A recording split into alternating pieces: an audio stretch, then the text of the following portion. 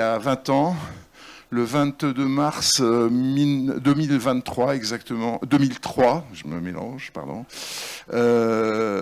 sortait le premier titre de la collection Donnell Graphic qui s'appelait « Putain, c'est la guerre ». Signé d'un Américain inconnu au bataillon qui s'appelait David Rees. Et il se trouve que ce livre est sorti 2 jours après l'entrée des troupes en Irak pour la deuxième guerre d'Irak, des troupes américaines. Donc tout d'un coup, sans qu'on sache vraiment ni comment ni pourquoi, on s'est trouvé propulsé dans la lumière de l'actualité, et ça a été un coup de départ comme le tire-fesse au ski. Ça a donné un bon choc dans la collection, et ça a fait démarrer la collection. Aujourd'hui, on est 20 ans plus tard, à peu près, et donc on fête le 20e anniversaire avec un certain nombre de célébrations, dont vous voyez certains exemples ici. Au milieu, vous avez l'affiche qui annonce une opération qui va se dérouler dans vos librairies si vous consentez à y participer. Sur le côté droit, gauche pour vous, vous avez ce qu'on a sorti ces jours-ci, qui doit être déjà sur vos genoux, dans vos sacs ou sur vos sièges, qui est le catalogue Donnell Graphic. Très jeune, j'étais déjà un fan de catalogues d'éditeurs. Je collectionnais les catalogues de Losfeld ou de Pauvert, avec tous les beaux livres que je ne pouvais pas m'acheter parce que je n'avais pas assez de sous. Et j'ai voulu faire un catalogue comme ça, c'est-à-dire que j'ai fait un catalogue qui couvre les 20 ans de la collection, qui répertorie tous les livres de la collection, y compris ceux qui malheureusement ont disparu pour des raisons diverses, fin des droits, non-reprint, etc., qui correspondent à peu près à un quart, je pense, de la collection.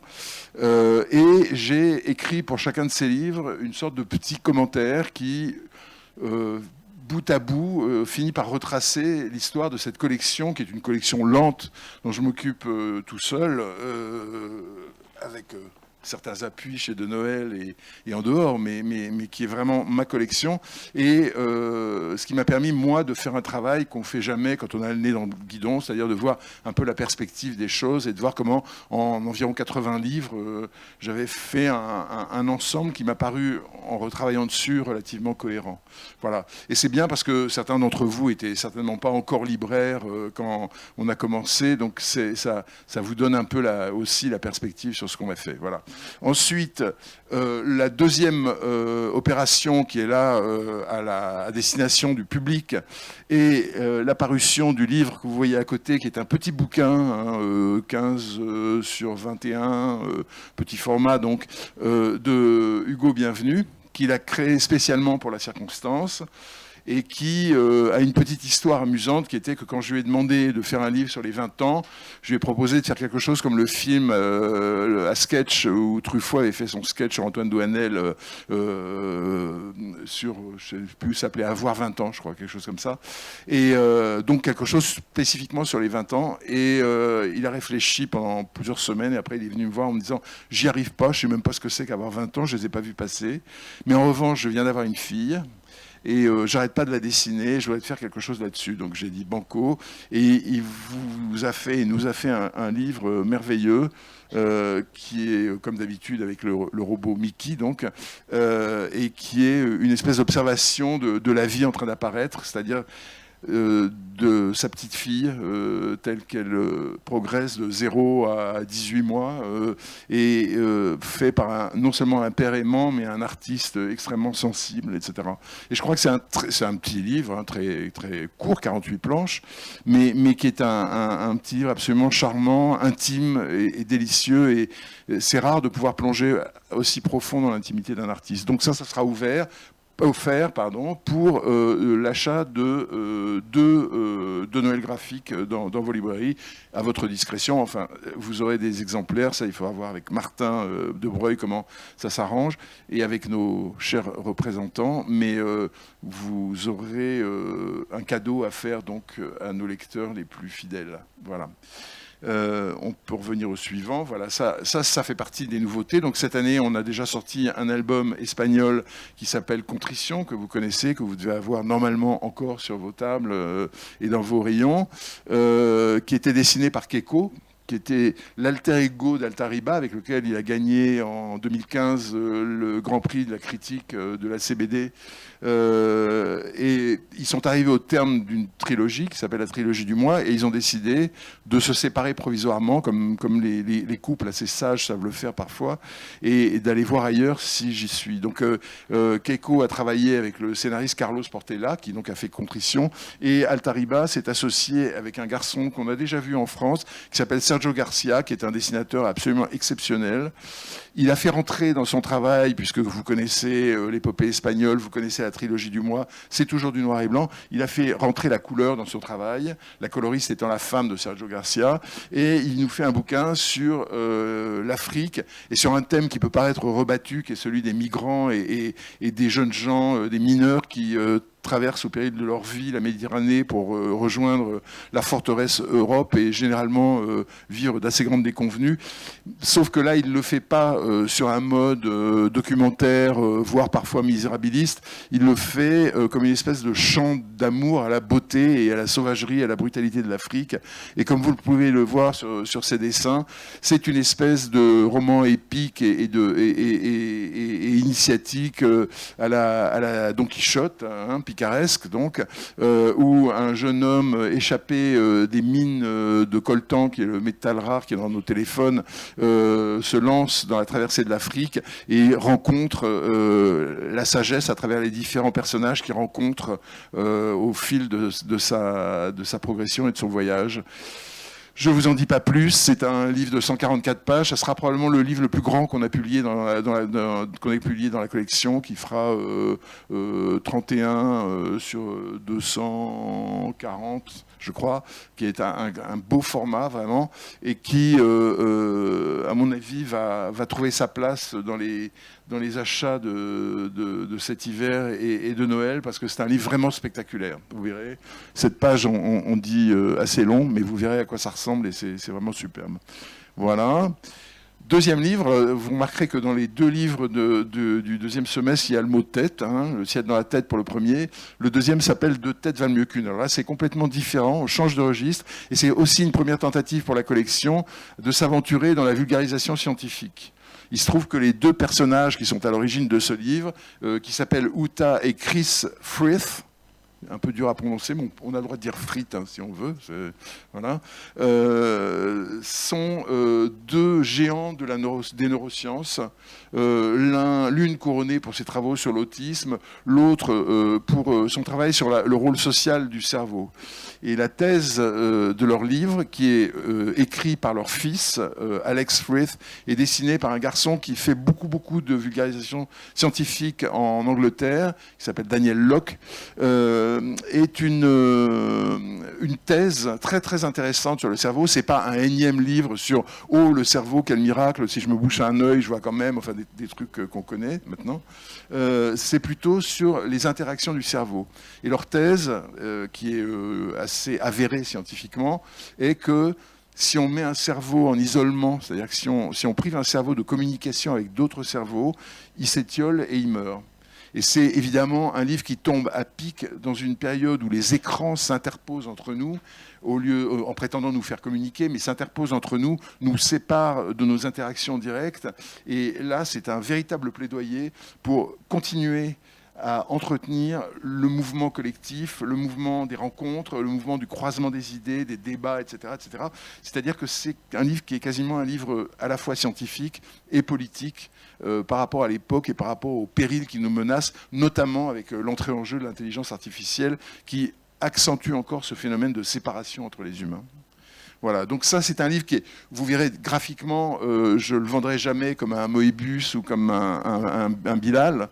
C'est dessiné de façon très fonctionnelle, mais le résultat, là vous l'avez en anglais parce que le lettrage est en train d'être fait, le résultat est absolument épatant, je trouve. C'est vraiment un bouquin qui est très drôle, en plus ils sont hyper rigolos, les deux vieux, là ils ont 80 balais chacun hein, quand même, et ils se montrent en train de danser, en train de soulever leur calotte crânienne sans arrêt, comme des chapeaux, etc. Et c'est vraiment un livre délicieux à lire, très anglais dans son humour. Voilà, ça sort en octobre. J'ai pas dit que mais vous devez avoir tous ces renseignements ailleurs. Le Altariba sort en septembre, en même temps que le Mickey qui sera disponible à partir du 20 ou 22 septembre, qui est le lancement effectif de l'opération offert pour 2 achats. Voilà. Ensuite, pour saluer l'année, on a décidé de faire 2 grosses rééditions de 2 livres récents, en fait, qui sont d'une part l'épopée espagnole d'Altariba, qui regroupe donc ces 2 livres fameux que sont L'Art de voler et L'aile brisée, en un seul volume. Parce que c'est véritablement un diptyque, c'est-à-dire que si on veut avoir un portrait complet de l'Espagne perçu par ses particules élémentaires, par des gens normaux, plutôt même de conditions modestes, le père d'Altariba et sa mère, il faut absolument lire les 2 livres. Voilà. J'ai parlé avec une libraire récemment qui m'a dit « c'est bien d'avoir fait ça, c'est formidable, c'est une sorte de pléiade, si on peut dire, de ce chef-d'œuvre donc qui continue à être notre best-seller d'ailleurs chez de Noël, L'Art de voler. Mais, m'a-t-elle dit, pour les primo-arrivants sur Altariba, c'est un peu dissuasif, parce que d'abord c'est cher, et ensuite c'est un énorme bouquin, c'est un bébé de 2 kilos, c'est du solide, quoi. Et donc, je lui ai promis que l'année prochaine, on rééditerait L'Art de voler dans une édition plus légère, moins chère, etc., de façon à vous permettre de continuer à initier des gens à cet auteur formidable qui a d'une certaine manière réveillé la bande dessinée espagnole. À côté, vous avez Dragman. On avait sorti ce livre il y a 3 ans maintenant. Il avait décroché à Angoulême un fauve spécial du jury. C'est donc, c'est pas la peine que je vous le rappelle parce que vous l'avez eu dans vos librairies, mais en gros, les aventures de Stephen Appleby, qui vit lui-même habillé en femme depuis 20 ans, qui est père de 2 enfants, qui a eu une épouse, etc., et qui a décidé un jour de sa vie, comme un bel excentrique anglais qu'il était mieux quand il vivait habillé en fille, et qui transcende cette expérience-là, qui n'est pas que drôle, parce qu'il a dû subir beaucoup de choses contraires, dans cette aventure de Dragman, qui est donc l'aventure de ce super-héros qui découvre que lorsqu'il porte une jupe ou des bas, il peut voler. Et donc, voilà, et que c'est Superman qui devient une woman, quoi, en quelque sorte. Voilà, et on l'a ressorti avec une nouvelle couverture en paperback, c'est-à-dire dans un format plus maniable, parce que là encore, c'était un livre qui est... Je fais parfois des livres qu'il ne faut pas laisser tomber sur ses pieds, faute de quoi on se retrouve aux urgences. Donc là, c'est un livre qui est raisonnable en termes de poids et qui est très réussi. Ma foi, on est très content de cette nouvelle couverture, beaucoup plus pop que la précédente, beaucoup plus visible. Voilà. Et enfin, pour couronner le tout en beauté, il se trouve qu'est venu se rajouter là-dessus, assez tardivement, mais on a reçu ça avec beaucoup de gratitude, la plus grosse exposition que Posy Simmonds ait jamais faite en France, qui va se tenir à la BPI du 22 novembre au 2023 au 1er avril 2024. C'est-à-dire donc 4 mois d'expo dans cet endroit où on a déjà exposé Catherine Meurice, Chris Ware, Claire Bretéché, qui encore Riyad Satouf, Franquin, etc. Donc pour nous, c'est un adoubement certain, c'est-à-dire que les musées commencent à s'intéresser vraiment à la bande dessinée, et là, pour le coup, à celle qu'on produit. Bien sûr, Posy sera là à ce moment-là, et il va y avoir quelque chose comme 250 ou 300 pièces qui vont être exposées. Alors, elle a déjà exposé en France, elle était au Pulp Festival il y a quelques années, mais elle était à Blois pour une petite expo, mais elle n'a jamais eu en France d'exposition de cette importance-là, de cette taille-là et scientifiquement de cette acuité-là. Voilà. Et donc, à cette occasion, j'ai décidé de faire un recueil, parce que Posy donc, est assez lente et elle met longtemps à faire ses romans graphiques. Donc, on attend le prochain, mais elle est vraiment au travail dessus. Et en attendant, on a décidé, parce que son travail n'est pas connu complètement en France, il y a une bonne moitié, voire les 2/3 de son boulot qui sont restés en Angleterre et que les Français n'ont jamais vu. Donc on a décidé de sortir de nos cartons un certain nombre de choses totalement inédites en France, dont l'histoire de 48 planches qui donne son titre au recueil, qui s'appelle True Love, et dont il n'y a pas d'exemple là, mais qui est une histoire qui est vraiment le prototype de ces graphic novels, c'est-à-dire c'est le premier roman graphique qu'elle ait fait, plus court évidemment que les autres, mais avec exactement la même approche, la même facture, une histoire complète, alors qu'elle feuilletonnait beaucoup. C'était vraiment la Claire Bretéché du Guardian, elle faisait un peu le genre Les Frustrés, etc. Donc ça, c'est très anglais, c'est plus compliqué à sortir, mais en tout cas, cette histoire-là, True Love, va sortir là-dedans, accompagnée d'autres histoires, comme celle que vous voyez là, qui est une variation assez drôle et sarcastique sur la petite fille aux allumettes, le conte d'Andersen, et qui, donc ça, sortira pour accompagner l'exposition, parce qu'on me parlait avec les gens de Pompidou, et ils n'aiment pas vraiment faire des catalogues. Donc ça sera un livre à triple fonction qui servira à la fois de catalogue, c'est-à-dire que dedans, il y aura une partie qui sera consacrée à l'exposition proprement dite. Il y aura une très grande interview de Posy Simmonds, comme on n'a jamais fait non plus en France, il y a eu beaucoup de presse, mais jamais une interview en profondeur. Donc là, j'envoie quelqu'un à Londres pour passer 3 jours avec elle et l'interviewer. Et il y aura dans le bouquin entre 60 et 80 pages de bande dessinée inédite. Voilà.